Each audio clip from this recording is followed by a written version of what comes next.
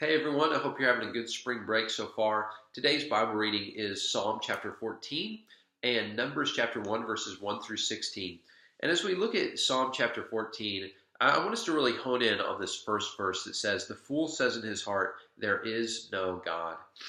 I'm sure, like me, you guys know people who don't claim to be Christians. And not just don't claim to be Christians, but we know people, and there are many of them, who claim to not believe in God at all. And this is what the Bible says. The Bible says, the fool says in his heart, there is no God. It's a foolish thing to do to not believe in God. And why would the Bible say that? Here's the reason, guys. Belief in God is something that we do take by faith, but it's not a blind faith. In fact, the Bible teaches us that every single one of us should know and does in fact know that God exists simply because of what's been made. And there are a lot of different reasons for that, guys. Think about this. The universe actually exists. Now, hold on. I know that's, blowing your mind. The universe exists. But think about this. Anything that exists, anything that comes into being has to have a beginning. Another way to say it is things don't pop into existence out of nothing. And so we have to ask ourselves, why does the universe exist? How did the universe come into being? If things don't pop into existence out of nothing, they have to have a cause. And so we look at the things around us and we know they don't just pop into existence. They have to have a cause. And the Bible says that cause is none other than the Creator God who loves us and gave His Son for us.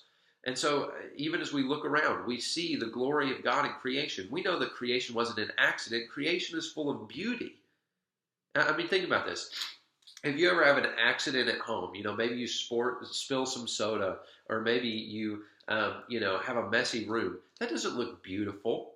Your mess doesn't look like the glory of a sunset or the sunrise, or your mess doesn't look like, the Grand Canyon or the mountains. No, when we experience these things, when we look at them, when we think about them, we know that someone, a person, has to be behind them, a glorious person, a beautiful person. The fool says in his heart that this was an accident. The fool says in his heart that there is no God.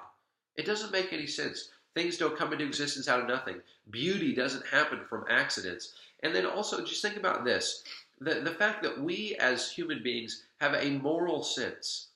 Unlike animals don't have a moral sense, but we do, and that's because we sense, and we're made in the image of God. We know certain things based on our conscience. For instance, you know that it's wrong. If you came into this room and knocked me in the side of the head, knocked me out, and I was just lying on the floor, you know that's wrong. And you know that's wrong because God has placed a conscience inside you to show that. If there's no God, then we can't say that anything's wrong. If there's no God, then there really isn't a reason. And you can try and make any kind of argument that you want based on different things, but there is no reason other than the existence of God, other than a rule and a lawgiver.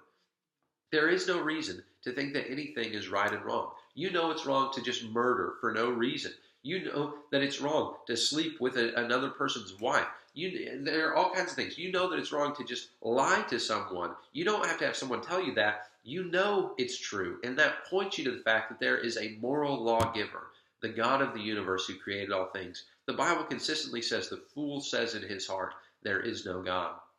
And so as you think about that, sometimes you may have a question on your own about whether or not God exists. Remember these things. Remember that God created all things. He created them good and beautiful and perfect. And He gave you a conscience to show that He does exist. And not just a conscience. He gave us His word because He doesn't just want to leave us hanging. He wants us to know Him and have a relationship with Him. And as we look over at Numbers chapter 1, just a quick word on this. We're going to start going through the Old Testament. We've been going through quite a bit. And here's why this is so important. Guys, think about if you just met a new friend, someone you really liked, you met them, you start hanging out with them.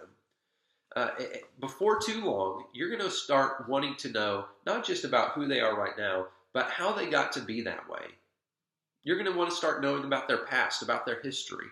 And the Old Testament, that provides us a history of the Bible. It gives us a backdrop of the New Testament. It helps us to get to know Jesus even more.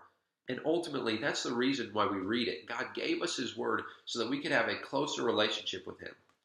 And so as you read the book of Numbers, there are going to be a lot of names. There are going to be a lot of places. There are going to be a lot of things where you scratch your head and be like, I'm not sure what this is. I'm not sure what this means. But I would encourage you, as we go through, we're going to try and explain it and walk through it together. But just know, this points forward to Jesus, and it will help us walk more closely with Him. So guys, I'm excited about going through the book of Numbers. I'm excited about continuing the Bible reading. I'm excited about Secret Church this weekend. Invite your friends, and I'll see you tomorrow.